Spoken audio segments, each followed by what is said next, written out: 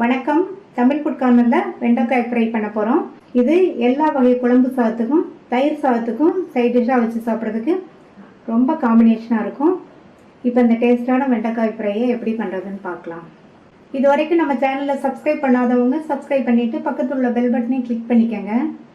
1/2 kilo வெண்டைக்காவை கழுவிட்டு ஈரம் போக காட்டன் துணியில் துடைச்சிட்டு இந்த மாதிரி சைஸ் துண்டுகளாக கட் பண்ணி பேன் காற்றுல ஒரு 15 நிமிஷம் காய வச்சு எடுத்து வச்சுருக்கேன். இந்த பேனில் 3 டேபிள் ஸ்பூன் எண்ணெய் சேர்த்து, எண்ணெய் சூடானதும் அதில் 1/4 கப் வறுக்காத வேர்க்கடலையை சேர்த்து வறுத்துக்கலாம். மீடியம் ஃப்ளேமில் வச்சு வறுத்துக்கங்க. எண்ணெயிலேயே வறுபட்டுருச்சு வேர்க்கடலை, இதை தனியாக எடுத்து வச்சிடலாம். இந்த மாதிரி எண்ணெயிலேயே வறுத்து சேர்க்குறது இந்த ஃப்ரைக்கு நல்ல டேஸ்ட் கொடுக்கும். வறுத்த வேர்க்கடலைன்னா நீங்கள் ஜஸ்ட்டு போட்ட உடனேயே வறுத்து எடுத்துட்டா போதும். அதே எண்ணெயிலேயே கட் பண்ணி வச்ச வெண்டைக்காவை கொஞ்சம் கொஞ்சமாக சேர்த்து எண்ணெயிலேயே ஃப்ரை பண்ணிக்கணும்.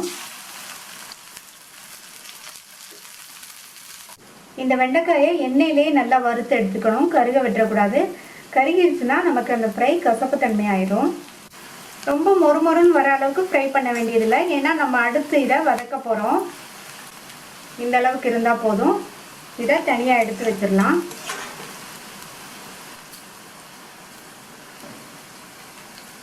மீதி உள்ள வெண்டைக்காயும் இதே மாதிரி எண்ணெயில் போட்டு ஃப்ரை பண்ணி எடுத்துக்கலாம்.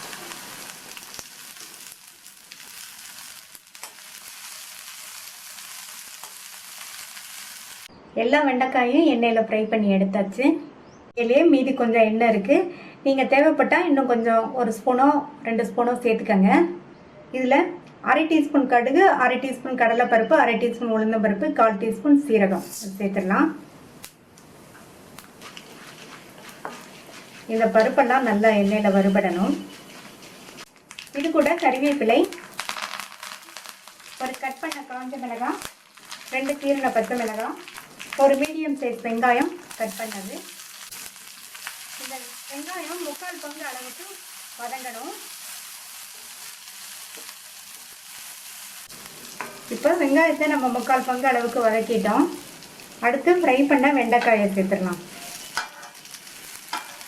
1/4 டீஸ்பூன் மஞ்சள் தூளை சேர்த்துட்டு வெண்டைக்காய்க்கு தேவையான அளவு உப்பையும் சேர்த்து ஒரு 2 நிமிஷத்துக்கு நல்லா வதக்கி விட்டுக்கணும்.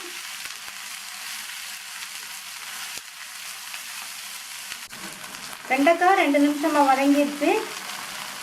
இது கூட 4 பெரிய பூண்டை இடித்து வச்சுருக்கேன், அதை சேர்த்துக்கலாம். உங்களுக்கு பூண்டு வாசனை பிடிக்கும்னா இன்னும் கொஞ்சம் கூட சேர்த்துக்கங்க. இந்த பூண்டையும் சேர்த்து கொஞ்சம் வதக்கிக்கணும். பூண்டு சேர்த்ததுக்கப்புறமா ரொம்ப வதக்க வேண்டாம், கொஞ்சமாக வதக்கினா போதும். அந்த பூண்டோட ஃப்ளேவர் இறங்கி இந்த ஃப்ரை சாப்பிட்றதுக்கு நல்லாயிருக்கும். பூண்டு சேர்த்து 1 நிமிஷம் வதங்கிருச்சு. இது கூட 3/4 டீஸ்பூன் சில்லி ஃப்ளேக்ஸ் சேர்த்தோம்னா அது ஒரு தனி டேஸ்ட்டு கொடுக்கும். 3/4 டீஸ்பூன் கரெக்டாக இருக்கும். உங்களுக்கு தேவைன்னா இன்னும் கொஞ்சம் சேர்த்துக்கங்க. 1/2 டீஸ்பூன் கொத்தமல்லி தூள். இதை மறுபடியும் நல்லா வதக்கி விட்டுக்கணும். சூடாக இருக்கிறதுனால இதனுடைய பச்சை வாசனையெல்லாம் வேகமாக போயிடும். சேர்த்து சில்லி ஃப்ளேக்ஸ், மல்லித்தூள், இதனுடைய பச்சை வாசனை போயிடுச்சு. நம்ம எண்ணெயில் ஃப்ரை பண்ண அந்த வேர்க்கடலையை சேர்த்துட்டு பொடியாக கட் பண்ண கொத்தமல்லி இலைகளையும் சேர்த்துடலாம். நல்லா ஒரு தடவை மிக்ஸ் பண்ணி விட்டுட்டு ஸ்டவ் ஆஃப் பண்ணிடலாம். ரொம்ப டேஸ்டான வெண்டைக்காய் ஃப்ரை ரெடி ஆயிடுச்சு. இந்த டேஸ்டான வெண்டைக்காய் ஃப்ரையை ட்ரை பண்ணி பார்த்துட்டு உங்கள் கமெண்ட்ஸை சொல்லுங்கள். தேங்க்யூ.